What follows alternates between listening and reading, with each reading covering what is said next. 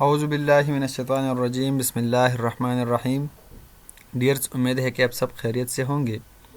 Dears, इस lecture में हम चैप्टर नंबर 13 जो है रिग्रेशन एंड कोरिलेशन मेथड्स, उसका फर्स्ट लेक्चर बनाते हैं।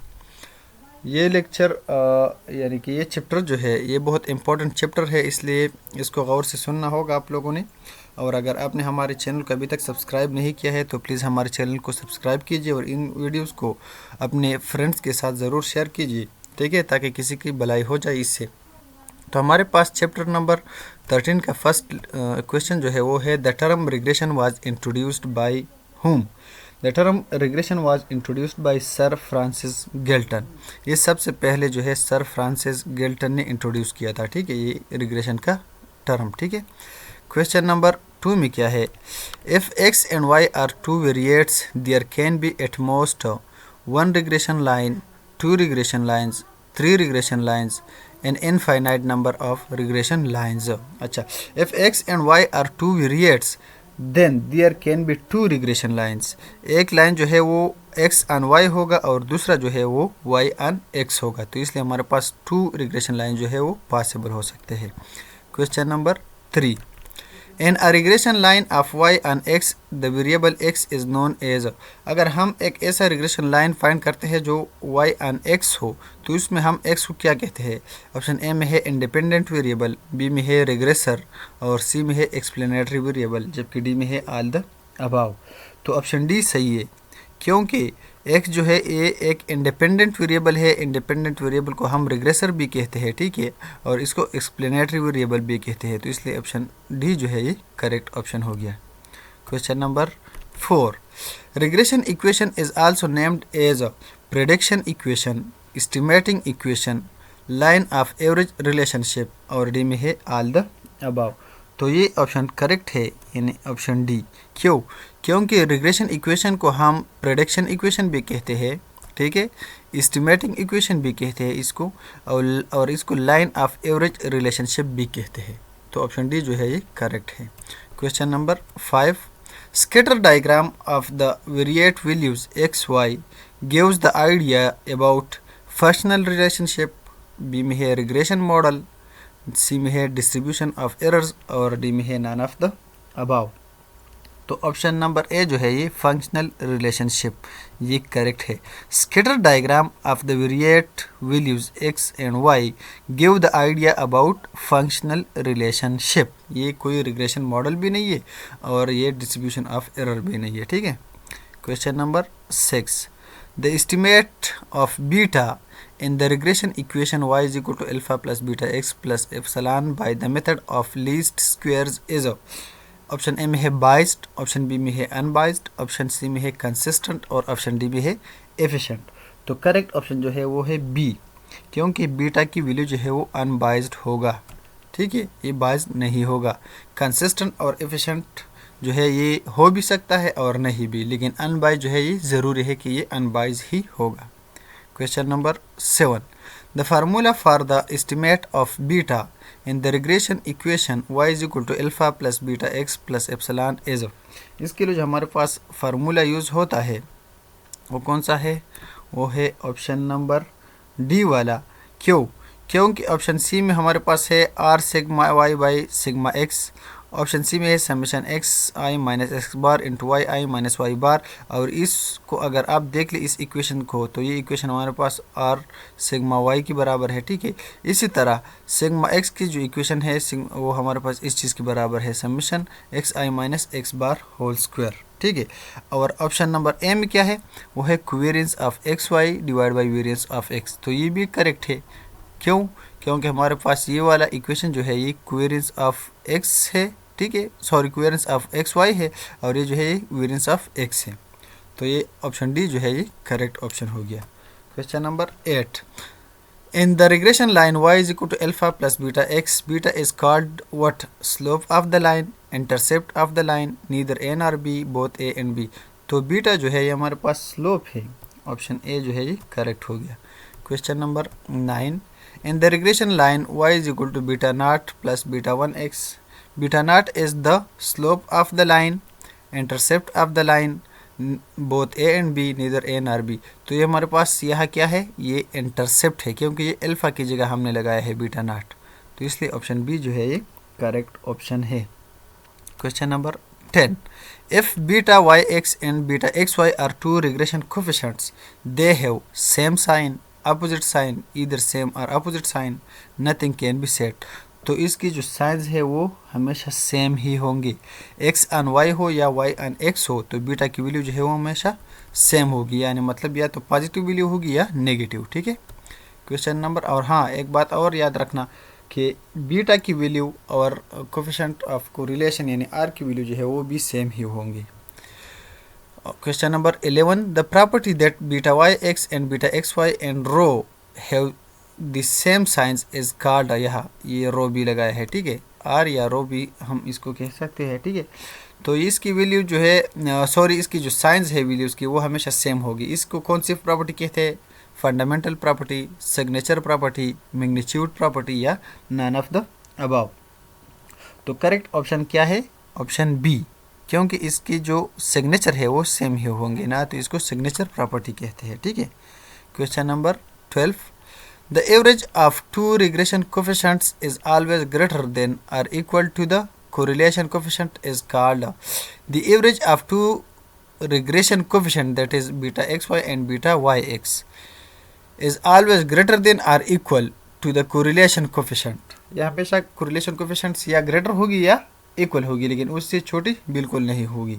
तो इसको कौन सी प्रॉपर्टी कहते हैं, fundamental property, signature property, magnitude property या मीन प्रॉपर्टी। तो इसको कहते हैं मीन प्रॉपर्टी। ऑप्शन डी जो है ये करेक्ट ऑप्शन है, ठीक है। Question number 13, if beta Y x is greater than 1 then beta x Y is what.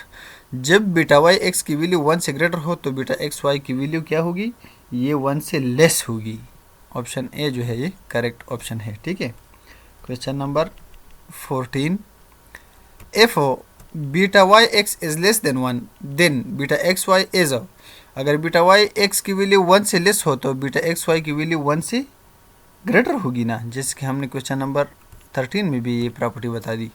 Question number 15, the property beta Y x is greater than 1 implies that beta x Y is less than 1 is known as. अच्छा, इस property को अब क्या कहते हैं, ये तो हमने सीख लिया कि बीटा वाई एक्स की वैल्यू अगर 1 से ग्रेटर हो तो बीटा एक्स वाई की वैल्यू जो है वो 1 से लेस होगी, लेकिन इस प्रॉपर्टी को कौन सी प्रॉपर्टी कहते हैं, इस प्रॉपर्टी को कहते हैं मैग्नीट्यूड प्रॉपर्टी, क्योंकि हम इसमें मैग्नीट्यूड की बात करते हैं ना, कि इसकी मैग्नीट्यूड अगर 1 से ग्रेटर हो तो इसकी मैग्नीट्यूड 1 से लेस होगी, ठीक है। Question number 16, if x and Y are independent the value of regression coefficient beta Y x is equal to what, is equal to 0। अगर वाई और एक्स एक दूसरे पर डिपेंड नहीं करते तो फिर हमारे पास regression coefficient and beta Y x की वैल्यू जो है वो हमारे पास 0 होगी। क्यों, क्योंकि हमारे पास ये जो लाइन है वो इस तरह आएगी, ठीक है। तो ये स्लोप जो है वो ख़त्म हो जाएगा, जब स्लोप ख़त्म हो जाएगा तो बीटा की वैल्यू जो है वो 0 होगी, ठीक है। क्वेश्चन नंबर 17, क्वेश्चन नंबर 17 में है the property if x and Y are independent then beta Y x is equal to beta x Y is equal to 0 is called what, fundamental property, main property, independence property या magnitude property. तो इसको हम independence property कहते हैं, क्योंकि क्या हमने बता दिया कि ये जो बीटा एक्स और वाई है ये इंडिपेंडेंट होंगे, तो इसको इंडिपेंडेंस प्रॉपर्टी कहते हैं, ठीक है। Question number 18, the lines of regression intersect at the point x y x bar y bar 0 0 and 1 1।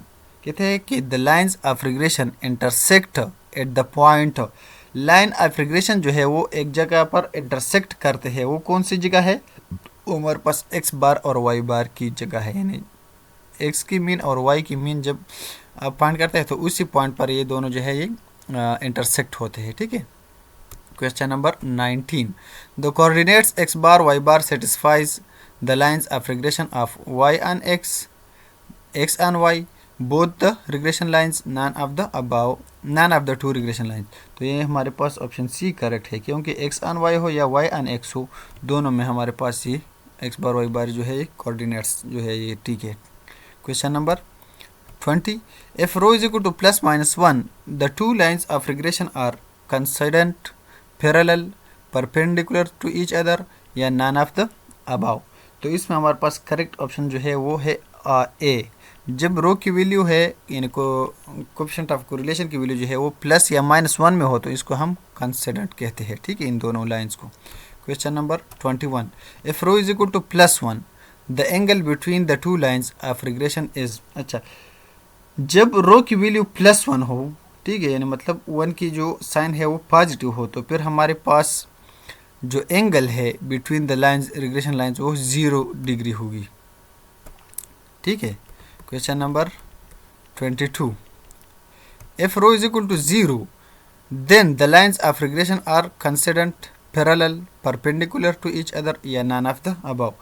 जब रो की वैल्यू +-1 होता तो फिर हमारे पास ये जो लाइंस थे ये कंसिडेंट होते एक दूसरे की, ठीक है।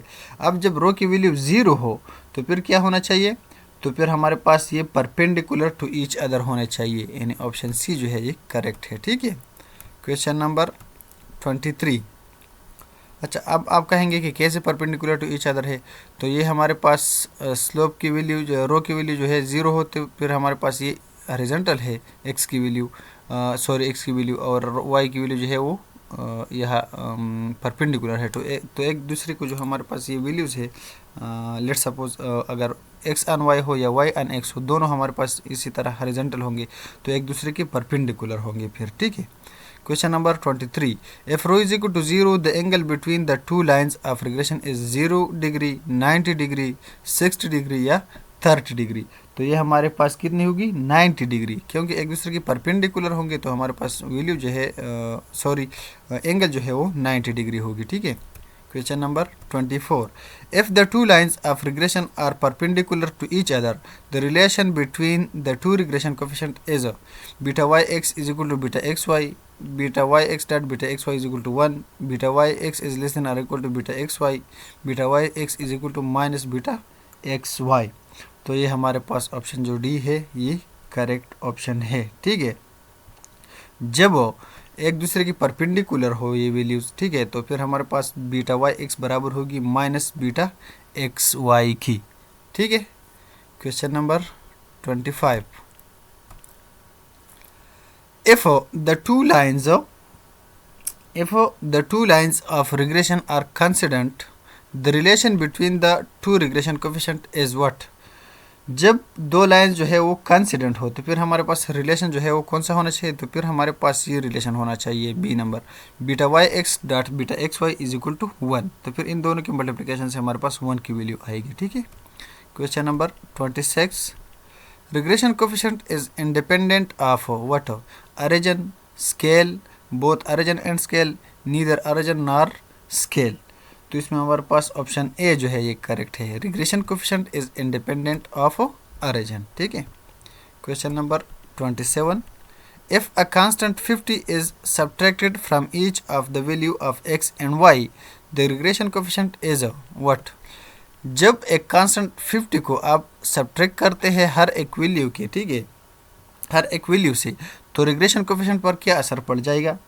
कहते हैं कि हमारे पास रिग्रेशन कोफिशिएंट जो है वो 50 पर रिड्यूस हो जाएगा, या 1/50 of the original regression coefficient होगा, या इंक्रीज बाय 50 होगा, या नॉट चेंज होगा।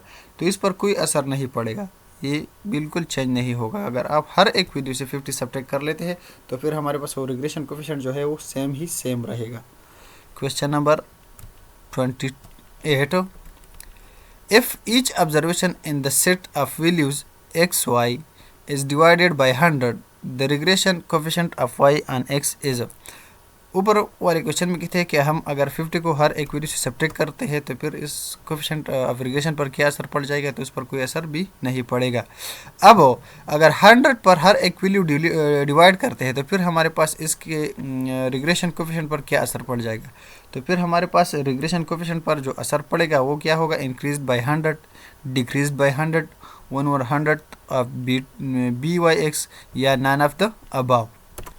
तो फिर भी हमारे पास इस पर कोई असर नहीं पड़ेगा, ठीक है, जब आप हर एक वैल्यू को 100 पर डिवाइड कर लेते हैं। तो इसलिए हमारे पास ऑप्शन डी जो है नॉन ऑफ द अबाव ये करेक्ट ऑप्शन है। डियर्स, आज के लेक्चर में क्वेश्चन नंबर 28 तक जो एमसीक्यू से ये काफ़ी है, यानी 2 पेजेस हमने कर दिए हैं। इंशाल्लाह फिर नेक्स्ट लेक्चर में मुलाकात होगी, तब तक के लिए अस्सलामु अलैकुम व रहमतुल्लाहि व बरकातहू।